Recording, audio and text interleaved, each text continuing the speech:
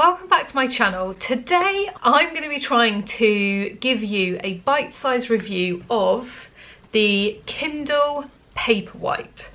Not that you can see it in its cover. Here it is. To just set the scene a little bit, when I first met my fiance, it feels weird saying that still, when I first met him 4.5–5 years ago, one of the things I said to him on our first date was, Kindles make me sad. Why I thought that would be a good thing to tell a prospective boyfriend, I don't know. But it was so true. I had a Kindle. I think I tried to read 2 chapters on it and I hated it. So I gave it to my dad, and ever since then I have been reading physical books. I am a physical book lover. I love seeing them on my shelves. I love the feel of a book. I love the smell of a book. So this is going to be a review today of the Kindle Paperwhite from someone who is a die-hard physical book fan. The main reason I wanted to get a Kindle was to be able to read pre-releases and then share my thoughts of those books with you. And also, I've got to be honest, not many people I know now still read physical books. So when I buy books, I like to then pass them on to someone else, and there isn't really many people I can pass them on to now. So it just seemed to make sense for me to give this another go. This is, as I said, the Kindle Paperwhite 8 gig Wi-Fi only version, and it cost £120. I bought it direct from Amazon. In this video I'm going to review the Paperwhite and I'm going to list the pros as I see them, obviously, and the cons, so hopefully that will help you make up your mind on whether you should purchase one of these. We're going to start with the pros. Number 1, this is so simple to use.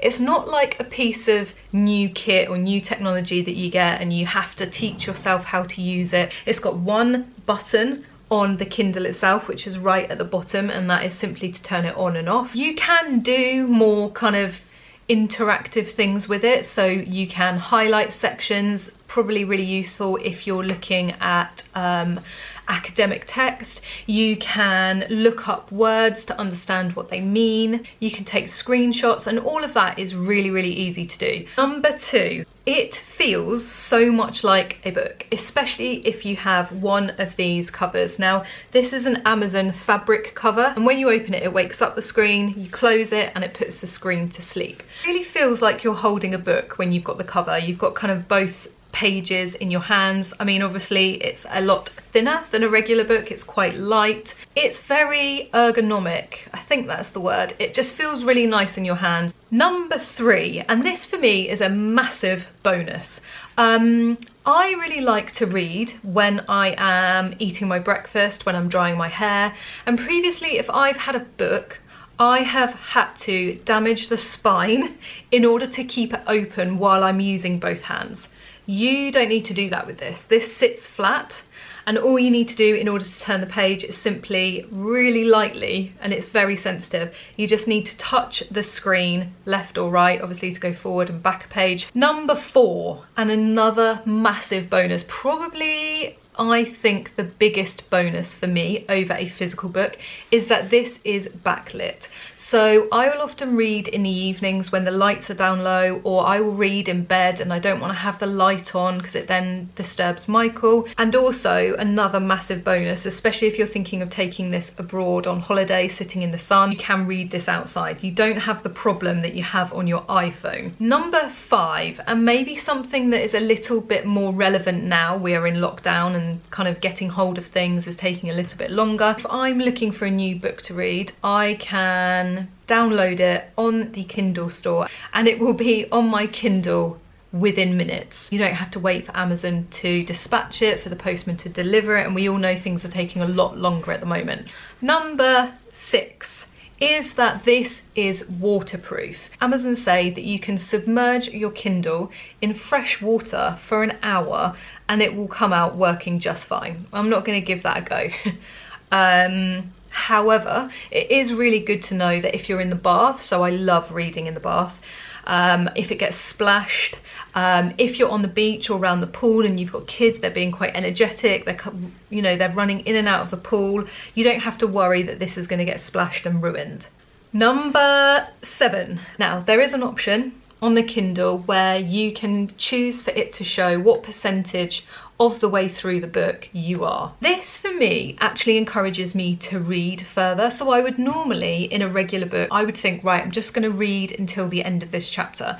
With this, I think I push myself a little bit more, and I think I'm going to read until 25% of the way through. It will also tell you, this is worth mentioning, it will also tell you how much longer it will take for you to finish the book. Number 8, you can tailor the pages to your reading needs. So for example, if your eyesight isn't 100%, if you are dyslexic, they actually have a font on here that you can use, which I think is called Open Dyslexia. What I really like about it is that I quite like a small font. I also quite like a lot of words on a page. And I also like for there to be a minimal border. You can tailor all of those things in the settings. Number 9. The battery life is amazing. I must say, if I had to charge this like I have to charge my iPhone pretty much every single evening, sometimes more, we are in lockdown, that would really put me off reading. This lasts, according to Amazon, this lasts up to 6 weeks. I have had this now for a month, I think, and I'm on about 40%, maybe a little bit less. So yeah, it does have a great battery life. A little tip for saving battery even more on your Kindle is when you're not downloading books, which I've got to be honest, I only do that when I've finished the book, is to pop it in airplane mode, and then it saves so much more battery. Number 10, if you're into Goodreads, you'll be pleased to know that Goodreads is integrated into the Kindle now. You can see what your friends are reading, you can see ratings of books that you're thinking of reading, you can rate your books. I mean, there is so much. If you are into reading and you haven't downloaded Goodreads, get onto it. Honestly, it's amazing. Number 11. This isn't a huge bonus for me as I don't listen to audiobooks, but you can listen to audiobooks via your Kindle on Audible. I know that could be a pretty big selling point for some people. Number 12. And another thing that isn't necessarily a big selling point for me at the moment, but you can also read magazines and newspapers on your Kindle. Now, bear in mind on the Kindle Paperwhite, I'm not sure about the others, that all of the images, I don't know if you can see here, are in grayscale. So if you are reading a magazine or a comic and one of the main things you like is all the colours and how beautiful it looks, you're not going to get that on here. Okay, so those were all the pros. And now I'm just going to give you what I think the cons are. When I first start reading a book, I sometimes like to refer to the back cover to remind myself of what the story is about, perhaps how the characters that I'm being introduced to, what their relationship is, and you can't do that as easily with this. I don't like to flick through, or you can quite easily go to the top where the menu bar is and you can go to almost like a contents page and that will take you straight to that, but it's just not as easy as just kind of turning the book over and reading the back cover. I also like seeing in a physical book where the next chapter is, and like I said with the previous point, you can just go to the top menu bar, but it's not as easy as just flicking through a couple of pages. One of the kind of bigger cons for me is I can't see these on my bookshelf.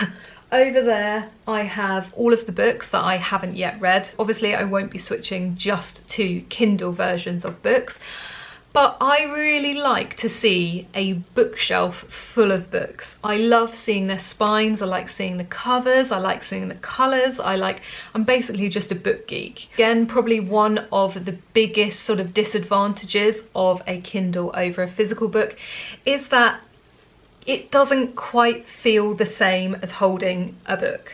You don't get the book smell, you don't get the physical feeling of the book, and those things are important to me, but I must admit they are becoming less important the more I read the Kindle. These are not cons of kind of a physical book versus the Kindle, but they are just a couple of things to note if you are looking to buy one of these.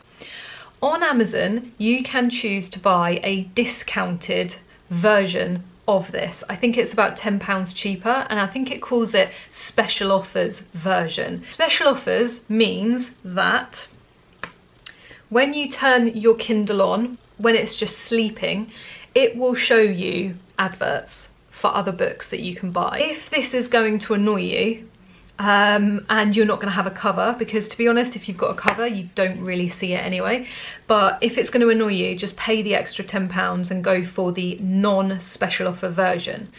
If you find that you have bought a special offer version and you're not happy, I believe you can unsubscribe and it's £10. Another thing to note is if you're looking to buy a Kindle is that it will only come with the cable. It charges from down here, and then there is a USB, and that USB needs to go into a plug in the wall in order for it to charge. It does not come with that plug.